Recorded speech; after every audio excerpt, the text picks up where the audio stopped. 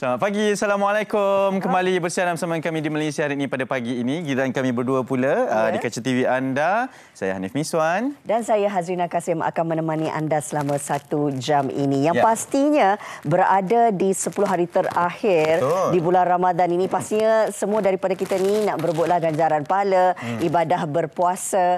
Ini yang pastinya dapat meninggalkan kesan yang paling mendalam lah. Mudah-mudahan ianya menjadi pemangkin untuk kita melakukan amal kebaikan pada bulan-bulan seterusnya. Setujulah. Ini 21 Ramadan dan rata-rata ramai yang masih berteka-teki, Rena, tentang sama ada 29 hari ke, 30 hari ke. Saya nak memetik kata-kata daripada Ustaz Zarifi lah. Saya selalu berbual dengan beliau berkenaan perkara ini. Bertanyalah juga. Ustaz Zarifi jawapannya senang je. Dia kata, Nip, tak kisah 29 hari ke, 30 hari ke, 1 Syawal tetap kita raya.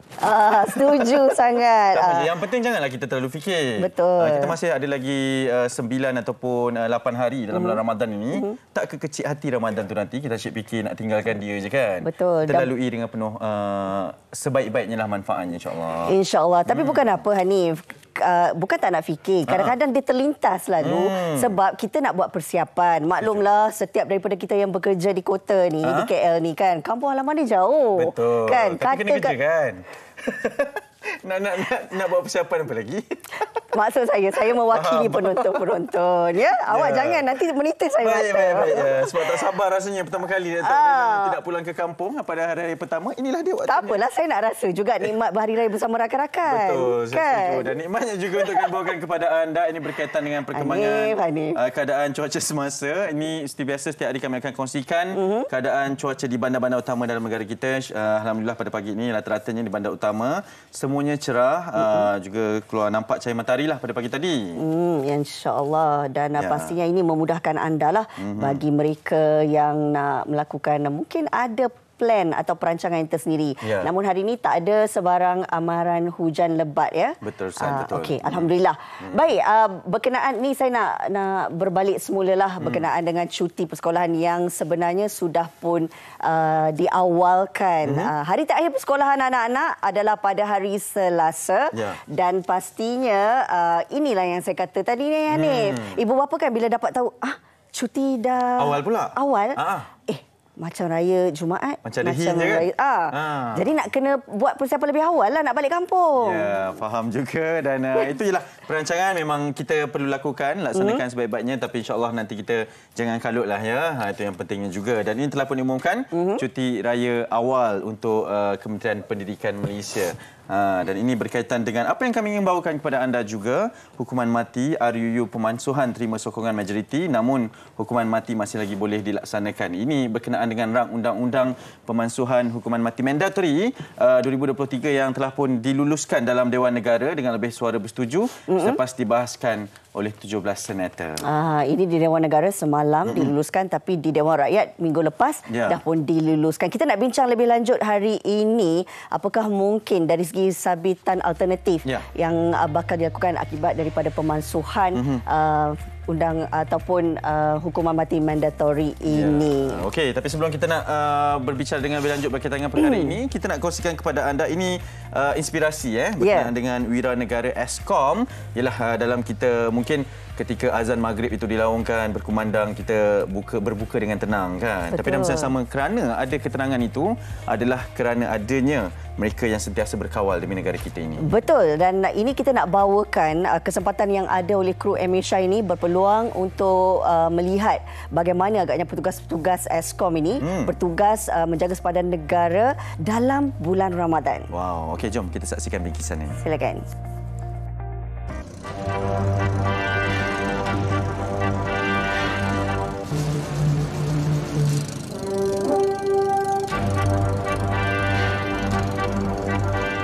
Perairan Tambisan dan Tanjung Labian terletak dalam daerah Lahad Datu Sabah. Deretan rumah di tepi laut didiami oleh majoriti penduduk kaum suku Sulu. Kebiruan air laut diiringi alunan ombak mendamaikan suasana. Namun, pada Mac 2013, satu sejarah hitam mengejutkan seluruh rakyat Malaysia. Kejadian berlaku lebih 50 km dari kawasan perairan Tambisan. Seramai 8 prajurit negara gugur mempertahankan kedaulatan negara daripada dicerobohi pengganas Sulu di Kampung Tandau Lahad Datu dan Kampung Simunul Sempurna Sabah. Sejak detik hitam itu, Kawasan Keselamatan Khas Pantai Timur Sabah atau ESKOM diwujudkan susulan Op Daulat yang dilancarkan bersama Pasukan Keselamatan Negara. Ditubuhkan pada 1 April 2013, ESKOM kini genap berusia 10 tahun.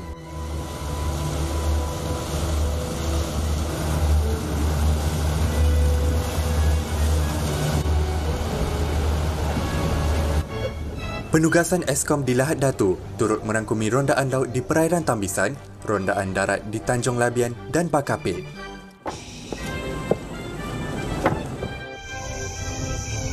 Sepanjang Ramadan, tugas tetap diteruskan bagi anggota pasukan keselamatan di sini. Tiada erti penat lelah walaupun di bawah mentari terik. Ezon merangkumi pesisiran pantai Timur Sabah sejauh 2,344.6 km bermula dari daerah Kudat hingga ke Tawau. Selain itu, ada sekitar 307 buah pulau yang berhampiran. Mereka sentiasa bersiap sedia pada setiap masa kerana kawasan pantai Timur Sabah sentiasa terdedah dengan ancaman keselamatan khususnya jenayah rentas sempadan. Rondaan di darat, pesisiran pantai dan laut serta mengawasi kawasan operasi dari pos kawalan dijalankan 24 jam sehari, 7 hari seminggu. Assalamualaikum. Okey, kita buat catatan dulu. Umur? Ada sudah. Di belakang ada orang juga kan? Ada.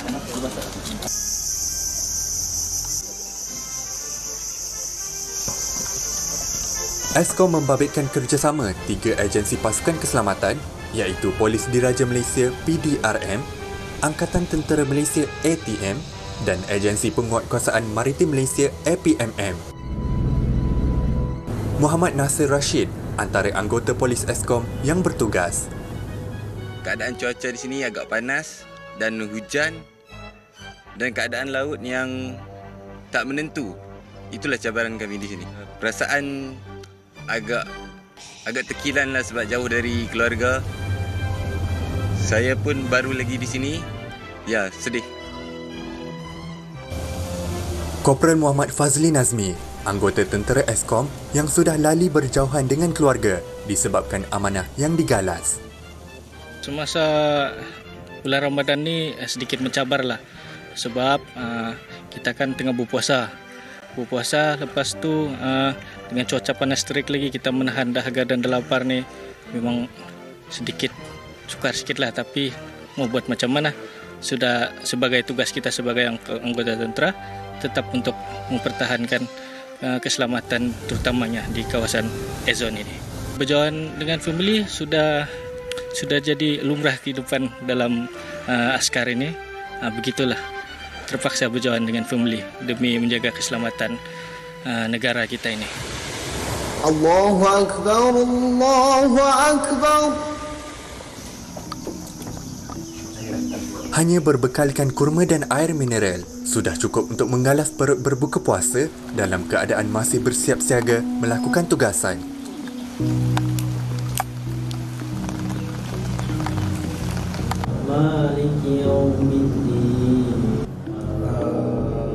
Tanggungjawab menunaikan solat maghrib, isyak dan tarawih berjemaah turut tidak dilupakan. Bagi kami di bulan Ramadan yang mulia ini, kami akan bertugas seperti biasa, seperti hari-hari yang bukan di bulan Ramadan. Sebab bagi kami, penugasan dan juga keselamatan di kawasan Pantai Timur Sabah ini merupakan tumpuan utama kami.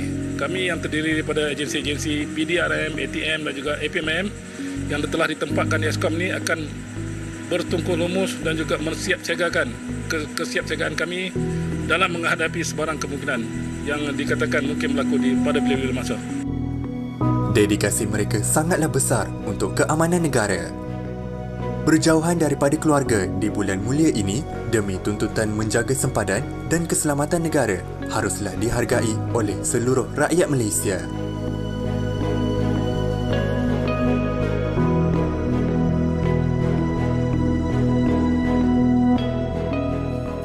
itulah lumrah itu yang dikatakan oleh anggota tadi dan kita faham dan kita nak ucapkan terima kasih banyak-banyak kerana terus berkhidmat untuk negara dan bersama-sama menjaga keharmonian kita lah sebagai sebuah masyarakat dalam negara kita ini.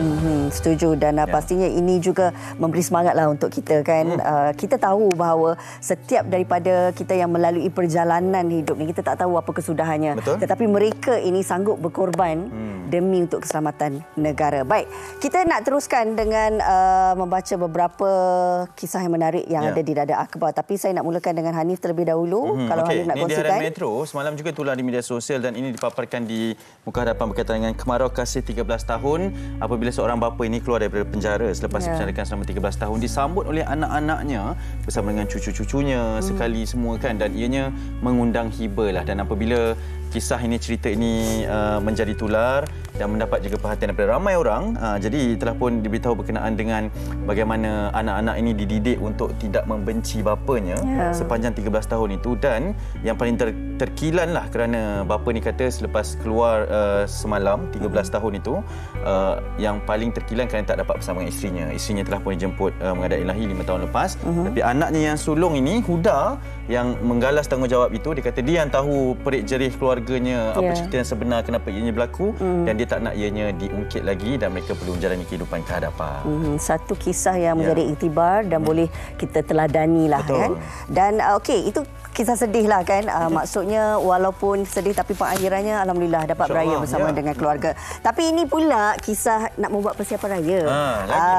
Ini kita nak sentuh sedikit lah. Tak menang tangan penuhi tempahan ketupat palas. Sedap. Kalau orang utara, ni wajib ketupat palas. Sedap. Tiba rindu. Habislah ni. Okey, kenapa tak Okey, Puan Rahimah bersama anaknya ini menyiapkan sehingga 1000 biji ketupat pada setiap hari sehingga menjelang Lebaran. Bayangkan betapa banyaknya permintaan sebab setahun sekali nak makan ketupat palas. Tak sabar nak balik. Biasa cicah dengan apa ketupat palas? Kita makan dengan rendang macam biasa. Cuma kalau di sini ketupat nasi kan, lemang. Betul. Tapi di utara inilah yang menjadi sajian utama kami. Rindulah tu nak balik kampung tu. Bawa tenang. Kita ada beberapa hari saja lagi. Okey, itu antara beberapa berita yang kami kongsikan. Cerita dalam Dada Akhbar boleh dapatkan untuk pembacaan lanjut. Dan kita nak berterehat seketika kerana selepas ini berkaitan dengan hukuman mati mandatori yang kabarnya ingin dimansuhkan dan kita nak bincangkan tentang kewajarannya, Rena. Baiklah, sekejap saja lagi bersama kami di Malaysia Hari Ini.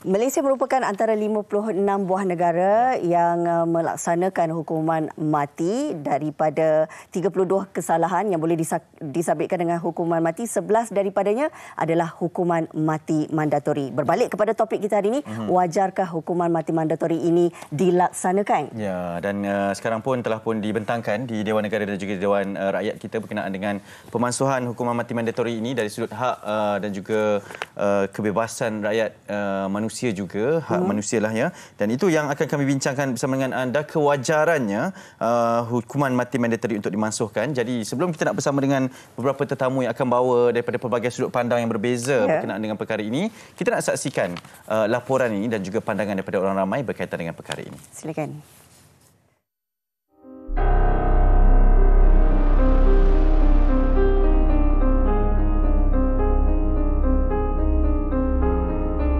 Hukuman mati mandatori bermaksud hakim hanya boleh menjatuhkan hukuman kepada individu yang disabitkan kesalahan mengikut 12 seksyen. Antara kes yang membawa kepada hukuman mati mandatori ini ialah bunuh dengan niat, penyeludupan dadah dan pemilikan senjata api. Berdasarkan kenyataan daripada Amnesty International, dilaporkan sebanyak 1,341 banduan dikenakan hukuman mati di Malaysia, termasuk 506 banduan warga asing. Menurut Timbalan Menteri Undang-Undang dan Reformasi Institusi, Ramkarpal Singh, tiada kadar jenayah berulang yang dilakukan oleh banduan hukuman mati yang diampun dan dibebaskan. Baru-baru ini, Dewan Rakyat telah meluluskan Rang Undang-Undang RUU, Pemansuhan Hukuman Mati Mandatori 2023. RUU ini juga mencadang membenarkan pilihan mengenakan hukuman penjara sehingga 40 tahun menggantikan hukuman mati mandatori.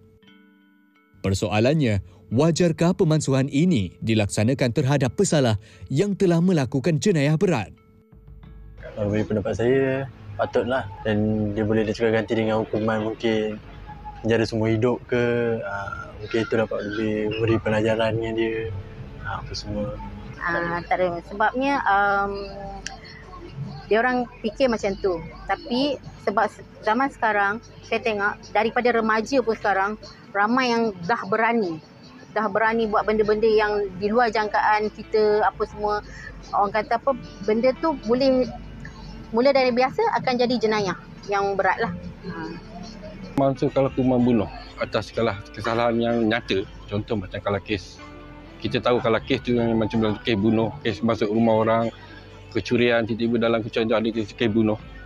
Jadi kalau dibiarkan tanpa ada satu hukuman yang mandatory, jadi tak mustahil benda ni akan orang ramai akan lebih berani lah. Bukan kata nak mansuhkan. Diharapkan pemansuhan ini dapat memberikan keadilan kepada semua pihak untuk meneruskan kehidupan.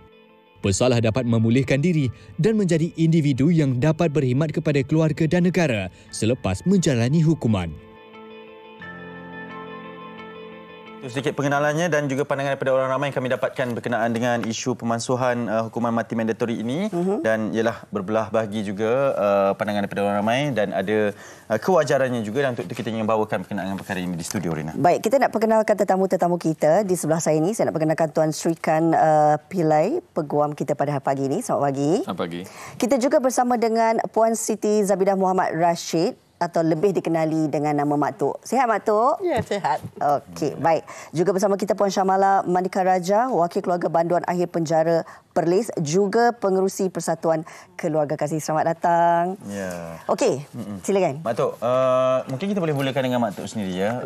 Sebab Mak Tok adalah antara ibu yang punya anak yang berada sedang menjalani hukuman pada ketika ini dan Mak Tok juga antara yang memperjuangkan berkaitan dengan ialah hak anak ini untuk dibebaskan ataupun mungkin tidak berdepan dengan hukuman mati ini. Sedikit pengenalan kisahnya bagaimana Mak Tok? Okey, anak Mak Tok berumur dalam sekarang ni dalam 47 dan Mak Tok pun 66 tahun dah. Okey. Jadi Mak Tok sentiasa mengikuti setiap apa yang kerajaan nak buat, setiap apa langkah, Mak Tok akan, kita orang akan apa orang cakap, mengikuti, follow up, kan? Jadi apabila bila diumumkan mandatori ini dimansuhkan, rasa diri Mak Tok ni sebagai seorang ibu, Mak Tok lahirkan dia balik. Reborn dia balik. Selama derita 20 tahun yang Mak Tok tanggung, hanya Allah saja yang tahu. Bukan apa. Orang bukan di tempat kami. Jadi orang tak tahu. Mak Tok minta pada Allah di bulan baik, bulan Ramadan ni ada sinar untuk, bukan untuk anak Mak Tok, untuk keluarga kami. Kan sebab saya daripada Persatuan Kasih bersama dengan Puan Syamala. Kan? Bukan untuk Mak Tok buat ni, Mak Tok bercakap ni, bukan untuk Mak Tok, untuk keluarga kita orang di sini. Keluarga dalam NGO kita orang ni kan, untuk semua orang, ada yang tak dapat hasil, duduk jauh, seluruh Malaysia. Jadi Mak Tok mewakili. Inilah luahan hati seorang ibu. Apabila kami berkumpul baru-baru ni, luahan hati seorang isteri, luahan hati seorang ayah, anak yang tak pernah bertemu dengan ayah dia hampir 10 tahun, 12 tahun. Lahir je, dah ayah dia tak ada. So dia pun ada cakap, Mak Tok, kita orang ni rasa nak jumpa ayah. Memang boleh pergi jumpa. Saya rasa saya nak peluk ayah saya. Macam mana perasaan tu? Kan, sedangkan Mak Tok umur dah 66 tahun. Mak Tok perjuangkan benda ni, Mak Tok tak pernah putus asa. Sedetik pun tak pernah putus asa. Biarlah orang nak cakap apa. Sebab mereka bukan di tempat Mak Tok. Mungkin diorang tak faham. Mungkin diorang tak faham. Jadi, Mak Tok bersyukur, Mak Tok berterima kasih pada Puan Syamala bila Mak Tok bertemu dengan dia. Puan Syamala banyak menasihati Mak Tok dengan NGO yang lain, Sky, Mr. Sky, Bobby. Banyak menasihatkan Mak Tok. Kalau tidak dulu Mak Tok, sekejap-sekejap akan masuk hospital. Mak Tok sebab ada asma, kejap-kejap akan masuk hospital. Lepas tu, ya biasalah kan, kita ni berjiran kan, orang cakap macam ni. Sampai kan ada kadang-kadang ada orang hantar video Ramadan terakhir, Mak Tok tak tengok. Dan anak-anak Mak Tok marah. mak jangan tengok. Baik.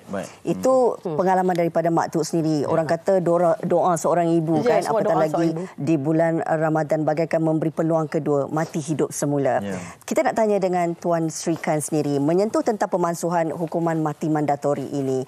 Saya percaya ianya mempunyai kewajaran ataupun apakah sebenarnya keperluannya untuk dimansuhkan di negara kita. Okey, hukuman mati ini dianggap sebagai satu pelanggaran hak asasi manusia dan juga menentang dengan Artikel 5 Perlembagaan Persekutuan Malaysia di mana hak kehidupan dan kebebasan seorang itu diberikan. Ianya pelanggaran. Ya, ianya pelanggaran. Dan juga langkah ini adalah sebaris dengan isu hak asasi antarabangsa. Seperti organisasi bangsa-bangsa bersatu dan juga menentang tentang segala yang apa bentuk pun hukuman mati. Yang kedua, ia ini memberi peluang kedua kepada seseorang itu. Peluang kedua ini penting, rehabilitasi untuk dapat kembali ke masyarakat dan juga kembali kepada keluarganya. Ialah penting untuk sistem keadilan dan restorative justice untuk membolehkan mereka balik untuk buat kerja dan juga menanggung keluarga dan sebagainya. Dan juga isu pencegahan yang itu adalah satu penentangan terhadap pemansuhan. Itu bahawa hukuman mati itu adalah satu pencegahan kepada seluruh jenayah-jenayah. Itu tidak dapat dibuktikan dan juga pencegahan itu tidak bermaksud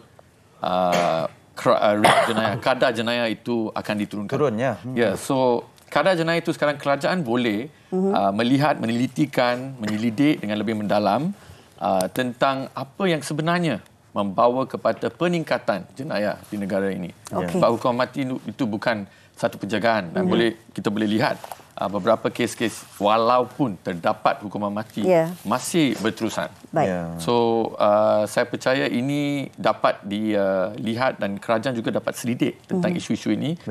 Mungkin isu sosioekonomi, kemiskinan dan juga apakah pendidikan seseorang itu yang menyebabkan yang berlaku, jenayah ini berlaku. Faham. Dan Puan Syamala mungkin sebagai salah seorang pengurusi Persatuan Keluarga Kasih juga wakil keluarga Baduan Akhir ini banyak mengendalikan kes-kes begini. Melihat kepada kewajaran untuk hukuman mati mandatori ini dimansuhkan, Puan. Okey, untuk kami grup kumpulan kami mempunyai 30 wakil keluarga daripada seluruh Malaysia. Mereka semua ialah start daripada Kelantan, Terengganu, then come straight to KL lah. So, untuk kami semua berharap yang kerajaan akan memasukkan hukuman mati sebab kebanyakan ialah Baduan Akhir telah melebihi daripada 15 tahun. Mereka sudah berada di penjara. Mereka ada setengah tu mempunyai masalah kesihatan. So, usia sudah berumur. It's time kita berharap mereka balik kepada pangkuan keluarga, memberi mereka pilihan kedua hidup, a second chance in life. So that mereka can balik kepada pangkuan keluarga, live with the family. So yang sudah sakit yang tu, ada yang mempunyai masalah like kidney failure, heart problem. So all the family dekat sana ada yang kanak-kanak yang kehilangan ayahnya masuk berumur 5 tahun, sekarang sudah usia 15 tahun, masih menunggu kepulangan ayah dia. So ramai. If you see the family, bila mereka express their feelings about their family, macam mana dia orang bayar duit guaman, jual tanah, jual harta, pajak, pajak emas. So mereka tidak mempunyai kewangan lagi. So mereka ada yang masih berkebun, masih menjual nasi lemak, jual air kelapa, menyimpan duit untuk membagi tiap-tiap bulan kepada mereka yang ada di penjara untuk duit makan, duit kantin untuk ahli keluarga sendiri, duit kantin atau dengan duit water phone. Every month kena bayar. So they are still struggling. The family is still struggling there to waiting, masih menunggu kepulangan ahli keluarga mereka yang berada di penjara. Itu antara satu pengorbanan ataupun kepayahan yang ditanggung oleh ahli keluarga itu sendiri. Mak Tuk 20 tahun anak menjalani hukuman ketika ini. Kabarnya sering juga bertemu Dan maksudnya dari segi lawatan, melihatkan keadaan anak itu, bagaimana perasaan Mak Tok Ya sendiri? Allah ya Tuhanku, dalam 20 tahun tu Mak Tok ada dapat 2 kali bertemu raya, macam hari raya. Ya Allah, rasa tu bila Mak Tok peluk dia tu kan, Mak Tok rasa betul tak nak lepas. Sampaikan pegawai tu kata, Mak sabar Mak. Dia balik. Mak sabar. 20 tahun rasa Mak Tok kan, tak tahu Mak Tok nak bayangkan macam mana. Sebab dia harapan Mak Tok, dia segala-galanya, dia segala-galanya untuk Mak Tok. Dia anak sulung. Jadi Mak Tok rasa bagilah dia peluang kedua. Sebab Mak Tok dah 66 tahun. Dia dah 47 tahun. Belum tentu lagi nak boleh duduk dengan adik-beradik ke kan. Lepas tu, sekurang-kurangnya kalau dia keluar, dia bekerja. Dia bekerja, dia boleh sambung dia punya tak banyak sikit pun EPF dia. Kan? Dia punya future, masa depan dia tu, kalau Mak Tok tutup mata pun, Mak Tok tahu ada. Kalau dia ada jodoh, dia ada orang tengokkan dia. Jadi kalau di ujung-ujung usia ni Mak Tok tak minta apa lagi pada Allah. Mak Tok minta dia balik itu saja. Mak Tok teringin nak pergi solat tarawih setiap tahun. Mak Tok cakap dengan dia. Mak Tok teringin lah, Mama teringin lah nak pergi solat tarawih. InsyaAllah Mama. Doa Mama nanti Allah makbulkan. Apa yang selalu cakap dengan Syamala. Kadang-kadang dah tak tahu nak cakap apa, I call dia, Dek. Kita memang macam ni, Dek. I dah tak tahu nak cakap macam mana, Dek. I sedih lagi ni. Dia menasihatkan. Akak, kalau akak tak sihat, siapa nak tengok your love? Sebab Mak Tok panggil dia my love. Cinta hati Mak Tok. Everyone in the prison is considered my love. Semua my love. Dalam tu semua my love. Ada ramai isteri yang masih setia menunggu kepulangan suami mereka. So, bila mereka express kepada saya, so I pernah pergi lawatan. I also have a bestie friend in prison, penjara polis bernama Raja Sanjeevi. So, bila first time I pergi jumpa dia, my God, the way they cry, you know. I never see men, tak pernah tengok lelaki menangis. The way they cry. Bagaimana melepaskan kerinduan. Kerinduan. Pelajaran yang juga didapatkan. Tuan Sri Kan, mungkin kita melihat kepada ialah ini antara contoh-contoh situasi kehidupan yang berlaku selepas suatu kemahiran itu berlaku. Kita tak boleh tolak juga elemen-elemen kemanusiaan. Dan itu mungkin kerana kewajarannya juga pemansuhan hukuman mandatory ini, tetapi alternatif kepada pemansuhan ini. Mungkin di luar sana akan bertanya juga, ialah hak asasi manusia itu yang pertamanya. Tapi hak kita juga sebab yang melakukan kesalahan wajar dihukum. Bagaimana sebenarnya? So sekarang ni kerajaan selepas pemansuhan telah pun membuat satu hukuman gantian ataupun hukuman alternatif. Dalam kes-kes di mana terdapat hukuman mati, hukuman alternatifnya adalah 30 sehingga 40 tahun dalam penjara dan sebatan 12 kali. So dia akan digantikan dari hukuman mati kepada hukuman ini. So jadi saya percaya itu adalah satu langkah hadapan bagi saya. Yang lebih baik disebabkan ini juga adalah peluang negara kita untuk menjadi maju. So kemajuan negara dan kemajuan masyarakat ini adalah perlu. Dan juga ada banyak yang ramai orang yang mengatakan tentang ia adalah kos yang lebih tinggi untuk menyimpan banduan di dalam penjara. Tetapi itu bukan, lepas bukti-bukti dan juga penyelidikan, sebenarnya ia adalah lebih mahal, lebih banyak kos untuk seseorang itu diberikan masa untuk pergi rayuan dan sebagainya. So itu pun adalah satu pertimbangan dan I'm sure the government telah membuat selidikan atas isu-isu ini. So hukuman gantian ada, hukuman alternatif ada. So saya percaya ia adalah cukupi untuk menggantikan hukuman mati. Baik. Itu pandangan kita melihat bahawa kewajarannya untuk dimansuhkan dan hukuman gantian itu adalah nampak sejajar dengan menggantikannya. Tapi apa yang kita dengarkan pandangan orang ramai tadi, ada yang bersetuju, ada juga yang tidak bersetuju. Apatah lagi kalau kita lihat daripada keluarga mangsa itu sendiri kan. Bagaimana mungkin kita nak mewujudkan kesedaran, memberikan pemahaman kepada mereka yang mana pesalah juga boleh diberikan peluang kedua. Puan Syamala. Okay, actually mereka yang the public they don't understand the feelings of the family. Okay, kalau mereka dengar suara daripada keluarga, mereka akan faham. Actually, they akan faham situasi. Tapi kita tak salahkan mereka, especially for Section 302. I think they are meaning of 302, right? So untuk grup kita tak pecah, tak kira bangsa, tak pecah section. We see for everything. Sebab everything we consider sebagai satu keluarga. Lepas tu lagi satu ialah kami keluarga 30 keluarga bersyukur kepada YB Ram Kapal Singh telah memberi kami peluang untuk berjumpa beliau di Parlimen baru-baru ini. Kami dapat luahkan perasaan kepada YB Ram Kapal Singh. Every family dapat chance untuk bercakap dengan YB baru-baru ini. So dia dari sana, YB maybe he knows how a family about their situation, macam mana anak mereka ke suami mereka. Ramai yang beritahu mereka masih setia menunggu kepulangan suami. Faham. Family menunggu kepulangan anak. Anak menunggu kepulangan ayah. Okey. Kami also bersyukur kepada NGO ADPAN, Anti-Death Penalty Network, yang telah memberi kami banyak sokongan sampai ke tahap hari ini. Kami ingin berterima kasih kepada Encik Sky dengan Encik Dobby yang gave us all the support. Dan pastinya itu antara salah satu tanggungjawab juga. Mak Tok, saya baca artikel berkenaan dengan perkongsian Mak Tok selepas pengumuman berkaitan dengan pemansuhan hukuman militeri ini. Dan satu ayat yang mungkin saya paling terkesan dengan kasih seorang ibu kepada anaknya, walau anaknya melakukan apa kesalahan sekalipun, Mak Tok akan tetap setia berada bersama dengan sisi anaknya. Luahan daripada hati seorang yang telah pun dihukum ni dari sudut pandang seorang keluarga seperti kata oleh Puan Syamala tadi. Along, selagi nyawa Mak ada, selagi masa Mak bernafas di dunia ni, Mak akan buat yang terbaik untuk Along. Cuma Mak minta bila Along keluar, Mak tahu Along dah berubah kat situ. Kadang-kadang ada hikmahnya. Ni dia khatam Quran kan dekat sana kat dalam. Mak Tok nak dia ada satu benda yang dia nak buat. Maksudnya Mak Tok dia bekerja. Lain Mak Tok tak ada nak ingat apa-apa. Tapi tahu tak luhan nanti Mak Tok daripada naik bas pergi Sungai Buloh.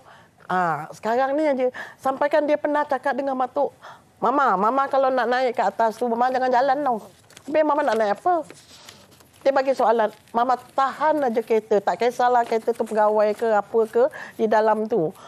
Dia nak ni, Mama jangan naik Mama. Along kesian tengok Mama. Kalau Along kesian tengok Mama macam ni, Along tahu tak inilah pengorbanan Mak. Mama tak ada harta. Kamu kata Mama ada simpanan masa dapat sikit-sikit dulu pun EPF dulu, Mama dah habis. Mama perlukan kau. Mama habiskan untuk kau. Mama tak kisah, bukan Mama fikir duit. Kan Mama fikir Along boleh balik. Manalah tahu di ujung-ujung ni Along balik entah ke Mama ke meninggal atas riba Along. Allahu Akbar. Di ujung usia dah tak ada apa. Sebab apa? Apa yang anak kita nak buat lagi dah sekarang? Setiap malam Mak Tok selalu berdoa. Tapi satu Mak Tok yakin. Mak Tok pegang cakap adik angkat Mak Tok Kamariah. Kak, kau menangis Kak. Tak jadi apa. Kalau kau menangis, Akak menangis. Kamal lagi susah hati. Dia ibu angkat. Kamariah ni lah. Mak Tok mengucapkan ribuan terima kasih pada Kamariah. Dia yang banyak backup. Dek, Akak tak ada ni. Dek, Akak tak ada ni. Kak, dah tak tengok Along ni tahu dah berapa bulan dah ni. Lah Dek, Akak tak cukup lah duit. Itu berlaku. Mak Tok hanya dapat 500. Bersyukur pada Allah. Dengan Baitul Mal Mak Tok 500. Duit JKM Mak Tok 300.5, 800.5. Suami Mak Tok sekarang stroke. Dengan 800.5 tu, anak Mak Tok yang bujang tu bagi 200. 2 anak, ibu tunggal dia pun nak tanggung. Dan Mak Tok menanggung anak Mak Tok, cucu Mak Tok yang Mak Tok bela. Daripada Razali ni, dia panggil papa, daripada dalam perut mak dia.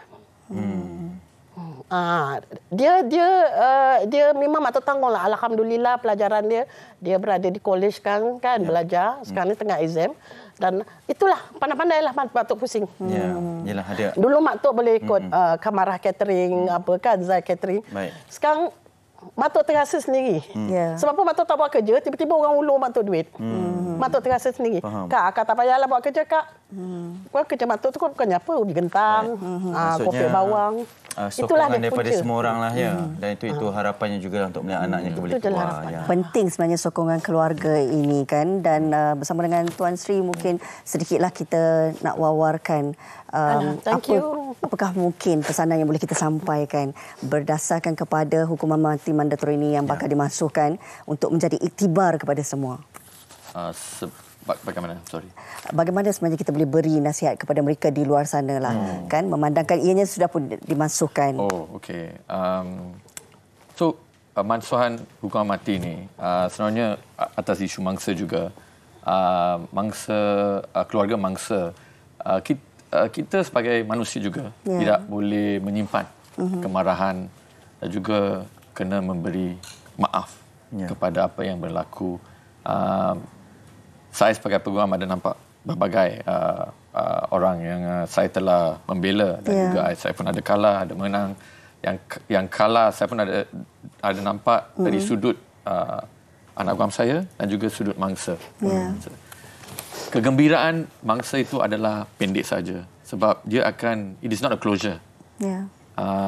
Keluarga ini tidak boleh menyimpan dendam.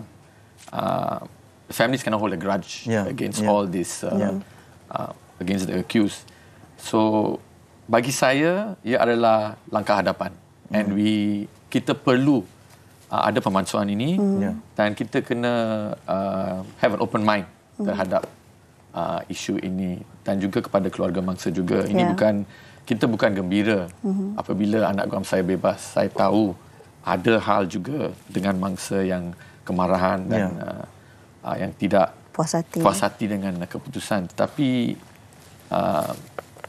undang-undang adalah berdasarkan keterangan dan bukti.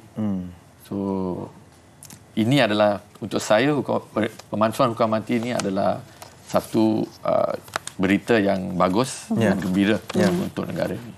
Dan ianya bukan bermaksud kesalahan akan dilupakan, tapi ianya adalah alternatif kepada hukuman terhadap kesalahan-kesalahan tersebut. Terima kasih banyak-banyak kepada ketiga-tiganya yang sudah hadir kepada kami atas perkongsian. Sekali lagi kita perkenalkan Tuan Sri Khan Pillay, Peguam, Puan Siti Zabidah Muhammad Rashid atau Puan Mak Tok bersama dengan kita, ibu kepada salah seorang pesalah jatuhkan hukuman mati, dan juga Puan Syamala Manika Rajah, wakil keluarga banduan akhir penjara Perlis, juga pengerusi Persatuan Keluarga Kasih bersama dengan kami. Terima kasih banyak-banyak atas perkongsian hari ini. Matuk berharap bagi peluang kedua di hari baik, bulan baik, InsyaAllah, daripada tarikh ditangkap. Amin. InsyaAllah. Itu saja. Itu juga harapan kita juga, Mak Tok, sama-sama. Daripada tarikh ditangkap.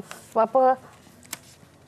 Bagi peluang ke dia untuk dia bekerja. Bagi dia peluang untuk bekerja. Sebab apa? Mak Tok pun bukannya lama. Mak Tok pun dah 66 tahun. Itu juga sama-sama harapan kita, Mak Tok, ya? Ya, Mak Tok memang harap. InsyaAllah. Mudah-mudahan ada sinar di hujungnya. Terima kasih. Kita nak berteriak seketika kerana perkongsian ini diharapkan dapat memberi manfaat kepada semua dan kekal dengan kami di Malaysia hari ini.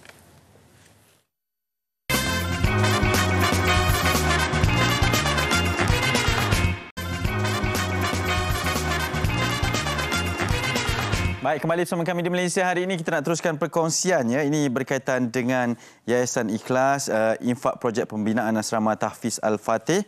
Masih lagi di bulan yang mulia ini untuk kita sama-sama berkongsi bersama dengan anda. Dan saya sekali lagi bersama dengan Ustaz Hanafiah Malik, pendakwah selebriti bersama kita. Assalamualaikum Ustaz, selamat pagi. Waalaikumsalam warahmatullahi wabarakatuh. Kekal sihat bersama dengan Ustaz, senyum ceria selalu Ustaz. Mungkin kita nak mulakan dengan Yayasan Ikhlas ini yang merupakan NGO yang sangat bergerak aktif dalam kempen kemanusiaan dan namanya tidak asing lagi lah dengan masyarakat kita pada hari ini. Jadi Ustaz, bulan Ramadan ini pastinya Yayasan Ikhlas ingin berkongsi kepada para penonton mengenai projek pembinaan asrama Tahfiz Al-Fatih. Silakan Ustaz. Okay. Assalamualaikum warahmatullahi wabarakatuh. Alhamdulillah wa bihi nasta'in. Asyhadu an la ilaha illallah wa asyhadu anna Muhammadan abduhu wa rasuluh. Wa nusalli wa nusallim hazal nabil karim sayyidil mursalin wa ala alihi wa sahbihi ajma'in. Amma ba'd. Yayasan Ikhlas memang aktif dalam kerja-kerja amal. Dan kali ini projek Yayasan Ikhlas adalah membina asrama puteri untuk sekolah Mahat Tahfiz Al-Fatih di Batangkali. Daripada 2018, alhamdulillah, kita hanya ada asrama lelaki sahaja. Di asrama lelaki ini telah melahirkan ramai orang hafiz Al-Quran. Tetapi pelajar-pelajar perempuan terpaksa berulang-alik daripada rumah, mendalami ilmu agama, terutamanya menjadi hufaz Al-Quran, terpaksa berulang-alik. Jadi, kami telah melancarkan satu projek. Projek itu apa dia? Membina asrama puteri setinggi 3 tingkat. Tingkat pertama, kita buat kelas pengajian, kelas-kelas untuk menghafiz Al-Quran. Tingkat kedua, asrama puteri, dan tingkat ke atas, Dewan Seberguna. Asrama puteri boleh memuatkan 100 orang, dan Dewan Seberguna di tingkat atas itu kita boleh memuatkan seramai 450 orang. Nah, alhamdulillah tuan-tuan dan puan-puan, kita memerlukan dana. Dana ni sebanyak 7.1 juta dan kita hanya dapat lebih kurang dalam 2.2 juta setakat ini. Baik. Alhamdulillah. Kita nak kongsikan satu kisah, iaitu seorang pelajar yang mana namanya Iman binti Asri. Dia ni seorang pelajar perempuan yang boleh menghafal Al-Quran dan kemudiannya lulus dengan cemerlang. Subhanallah. Ya. Mendapat gelaran Tafiz Al-Ula. Tafiz Ula Al-Fatih, di mana dia mampu mengulang hafalannya di depan 4 orang guru dalam masa 17 jam tanpa ada satu kesilapan. Dan bayang kemudiannya pelajar ini menjadi guru di sekolah ini. Dia akan mengajar untuk pelajar-pelajar perempuan bagaimana menghafal Al-Quran cara yang mudah. Dan insya-Allah, tuan-tuan, di Yayasan Ikhlas juga menaja 5 orang pelajar yang fakir miskin B14 daripada Sabah.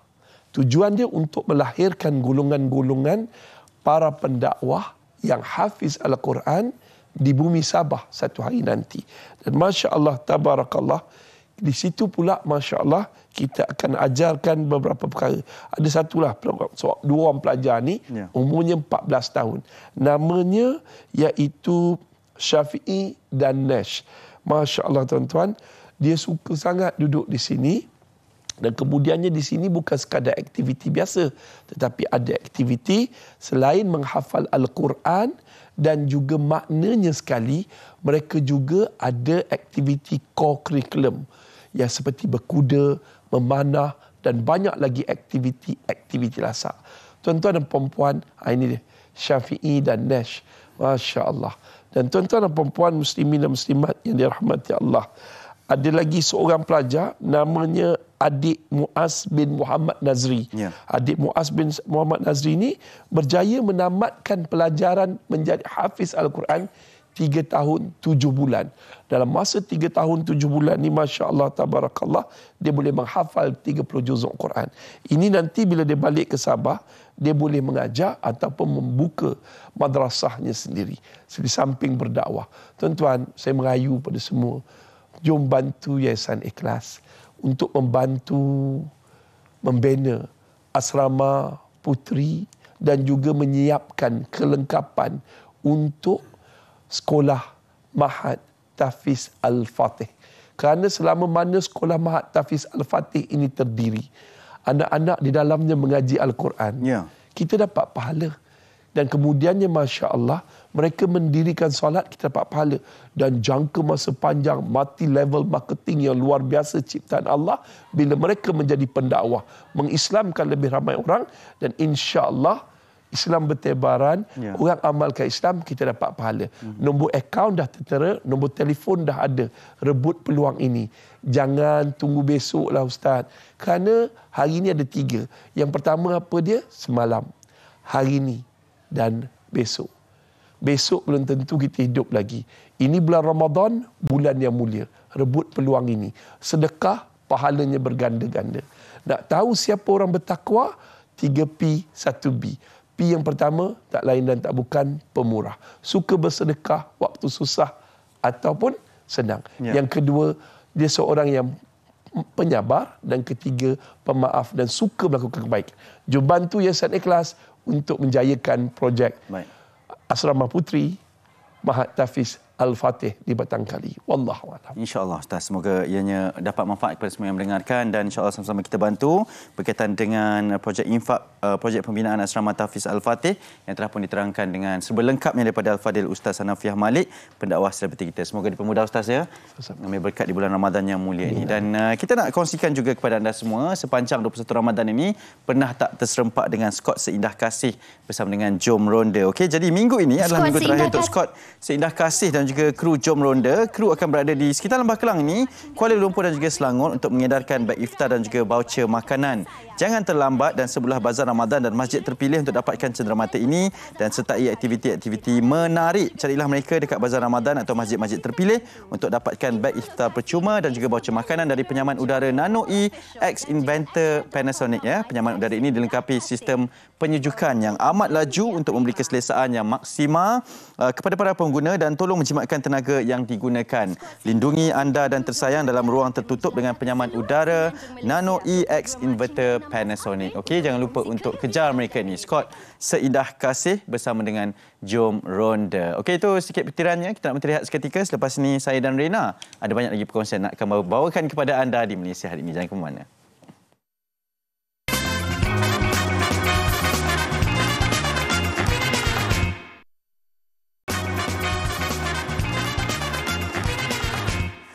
Baik, kembali lagi bersama kami di Malaysia hari ini. Kita nak wawarkan berkenaan dengan Dapur Tempur Rara. Kali ini pasangan selebriti Bel Ngasri dan isteri akan berentap dengan pasangan juara Dapur Tempur musim pertama iaitu Masam Manis. Berjayakah pasangan juara musim lalu mengekalkan kedudukan sebagai juara atau bertukar milik? Kan. Dan pastinya kalau nak tahu, saksikan Yasmin Hani sebagai hos, manakala selebriti terkenal Michael Ang dan juga chef selebriti Chef Ismail menggalas tugas sebagai juri tetap dalam Dapur Tempur Rara yang dibawakan khas oleh Nona. Okey. Jom #nonakan Ramadanmu, semudah cara, seenak rasa, pelbagai selera. Saksikan pertempuran hebat ini Ahad pada 9 malam di TV 9, juga di saluran Astro 149. Itu hari Ahad. Malam ni kita ada apa? Malam ni pukul 11 malam kita ada Sembang Sahur. Saya besok. Dia Rabu dan juga Khamis. Setiap 11 malam hari Rabu dan juga Khamis. Jadi ada pelbagai topik perkongsian. Dan kami akan bersiaran secara langsung dari Sekolah Kebangsaan Seksyen 24 di Shah Alam. Wow, okey, baik. Dan pastinya untuk hari Ahad ini juga, kita di Malaysia hari ini sebenarnya kita nak membuat orang kata jualan elong lah ya. Ahad ke Sabtu? Ahad ke Sabtu?